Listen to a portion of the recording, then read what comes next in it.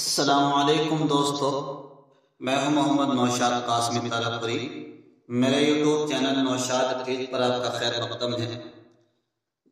میں آپ سے عرض کرنا چاہتا ہوں کہ اگر آپ نے ابھی تک میرے یوٹیوب چینل نوشاد ٹیچ کو سبسکرائب نہیں کیا ہے تو بہت جلد کر لیں۔ انشاءاللہ آپ کو ہمارے اس یوٹیوب چینل پر بہت ہی اچھی عمدہ ویڈیو ملیں گی، جس سے آپ انشاءاللہ ایک بہترین معلم اور ایک بہترین استاد بھی بن سکتے ہیں اور اچھا اردو پڑھنا لکھنا بھی سیکھ سکتے ہیں۔ تو آئیے آج کا ہم پھر سبق شروع کرتے ہیں۔ آج بہت ہی اہم سبق ہے، اس لیے آپ اس سبق کو بہت غور سے سنیں۔ دیکھیے بچوں، آپ نے کل پڑھا تھا سکون، اور ہم نے بتلایا تھا جو سکون ہوتا ہے وہ چھوٹی سی دال جیسا ہوتا ہے۔ سکون ایک چھوٹی سی دال جیسا ہوتا ہے۔ اگر کہیں آپ نے دیکھا ہوگا بچوں، لگاتار ایک ساتھ دو سکون آ جاتے ہیں حرف کے اوپر۔ پہلے تو ہم نے دو حرفی الفاظ پڑھے تھے، آج ہم تین حرفی الفاظ پڑھیں گے۔ تین حرفی الفاظ جیسے دال را سین، اس کو کہیں گے درس۔ ہمیں دال را سین، تو ہم نے اس پہ لگا دیا زبر، یہاں لگا دیا سکون، یہاں لگا دیا سکون۔ تو دیکھیے لگاتار دو سکون آ گئے۔ ان لگاتار دو سکون آنے کو جزم توالی کہتے ہیں۔ اگر لگاتار سکون آ رہے ہیں دو سکون تو اس کو جزم توالی کہتے ہیں۔ ایک دیکھیے سکون کے بعد سکون آنے کا ایک دوسرا نام آ جاتا ہے جزم توالی، یعنی لگاتار آنے والا جزم۔ پہلے سکون کو تو سکون ہی کہیں گے، اس کا دوسرا نام ہم نے بتایا تھا جزم۔ اب اس کے بعد ایک سکون اور آ گیا، اب اگر دوسرا سکون آ جاتا ہے تو اس سکون کا نام میں نے بھی بتایا جزم توالی۔ میں لکھ کے دکھا رہا ہوں جزم توالی، اس کو جزم توالی کہتے ہیں۔ اب آپ کو سمجھنا کیسے ہے، کیسے اس کو پڑھنا ہے، ہم یہ سمجھ لیتے ہیں۔ دیکھیے پہلے نمبر پر میں آپ کو سبق بتا دیتا ہوں۔ دیکھیے بچوں، اس سبق کے اندر آپ پڑھیں وقف، یعنی وقف کے معنی رکنے کے، ٹھہرنے کے، اسٹاپ لینے کے۔ اس کے بعد دو سکون لگے ہوئے ہیں برابر، اور اگر ایک ہوا اور سے حرفی الفاظ، یعنی تو آج ہم پڑھیں گے وقف یعنی ڈبل سکون اور سے حرفی الفاظ۔ تو پہلے نمبر پر ہم سے حرفی الفاظ کو سمجھتے ہیں۔ دیکھیے یہ ہے دال پلس را پلس زبر، ٹھیک، برابر در۔ تو ہم نے دال را زبر در، ایک سکون اس پہ آ گیا، پھر پلس سین، پھر برابر نیچے لکھ دوں میں تاکہ صاف نظر آئے آپ کو، درس۔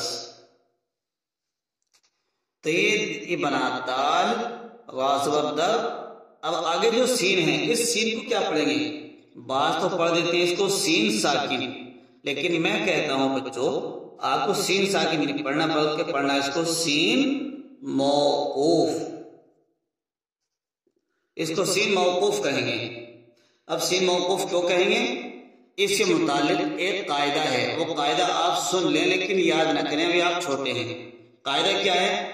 دیکھیے آپ کی کتاب میں نیچے حاشیے میں ہم نے وہ قاعدہ لکھا ہے، کیا لکھا ہے؟ ہجو کے متعلق یہ قاعدہ ذہن میں رکھیں، ہر وہ بے حرکت حرف ساکن جس سے پہلا حرف ساکن ہو اس کو ہجے میں موقوف کہیں گے۔ جیسے دال را زبر در، دال موقوف درد، یہ قاعدہ لکھا ہے ایک کتاب ہے مصدر فیوز فارسی کی، اس کے پہلے صفحے نمبر پر ہی یہ قاعدہ لکھا ہوا ہے۔ اس لیے بچوں ہم اس کو درس پڑھیں گے، سین موقوف درس۔ تو میں نے آپ کو اس کے ہجے نکالنے بتائے، ایک مرتبہ پھر بتا دیتا ہوں تاکہ آپ کے ذہن نشین ہو جائے۔ ہم اب کے دوسرے لفظ لے لیتے ہیں، الف لے لیتے ہیں۔ دیکھیے الف پلس را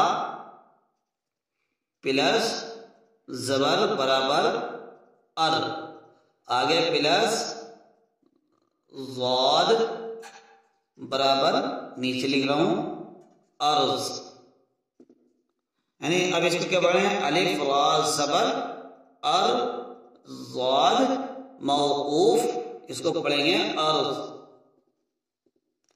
ضاد موقوف پڑھیں گے ارض۔ اب موقوف کہتے کس کو ہیں؟ موقوف کس کو کہیں گے میں آپ کو یہ بتا دوں۔ دیکھیے بچوں، یہ تھا عائشہ، اور یہ سارے پریس وغیرہ ہٹا دیتا ہوں اور الگ الگ لکھ دیتا ہوں تاکہ سمجھ میں آ جائے آپ کی اور مزید۔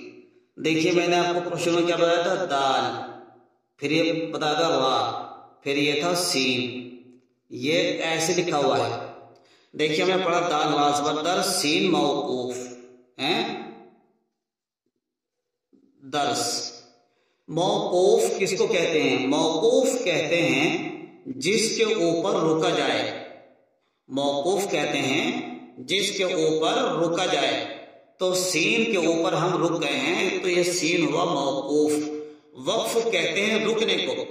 دیکھیے ایک آدمی چلا جا رہا، جیسے چلا جا رہا، سیدھا چلا جا رہا، اب ہم جب سیدھے چلے جا رہے ہیں تو چلتے چلتے یہاں ہم رک گئے، تو چلتے چلتے ہم رک گئے، تو اس کو جب ہم چل رہے تھے چلتے چلتے جو ہم ایک دوسرے حیثیت پیدا ہوئی رکنے کی، ہم کھڑے ہو گئے تو اس کو کہہ دیں گے ہم وقف۔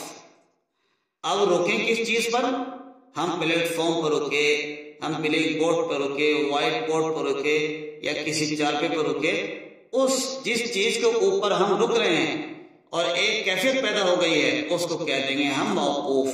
دیکھیے ہم پڑھتا ہے دال را زبر در سین پہ اگر آگے ہم لوگ رکنا ہے تو ہم نے کیا پڑھنا ہے؟ سین موقوف کہہ دیں گے، یہ آ جائے گا درس، سین موقوف درس ہو جائے گا۔ تو ہم چونکہ جب چلتے چلتے رک گئے ہیں سین کے اوپر تو سین بنائیے موقوف، اور جب ہم رکے ہیں رکے آیت جو کری ہے اس کو کہیں گے ہم وقف۔ تو کہیں گے تو پتہ یہ چلا سین کے اوپر رکے تو سین بنا موقوف، اور جو پڑھتے پڑھتے ایک رکے ہیں اس کو کیا ہے ہم نے وقف۔ جیسے کہ آپ کوئی کتاب پڑھ رہے ہیں، سینٹینس پڑھتے پڑھتے سانس ٹوٹ گیا، اب جب سانس ٹوٹا ہے اور جہاں آپ رکے ہیں اس روسی رکنے کا نام وقف ہے۔ مثال طور پر آپ سائیکل پہ چلے جا رہے ہیں، اب سائیکل پر جاتے جاتے راستے میں آپ کو رکنا پڑ گیا، جو راستے میں آپ کو رکنا پڑا کسی وجہ سے بھی یا سبزی خریدنے کی وجہ سے، جو آپ رکے ہیں اس رکنے کا نام ہے وقف، اور جس جگہ پر ہم رکے ہیں اس جگہ کا نام ہے موقوف۔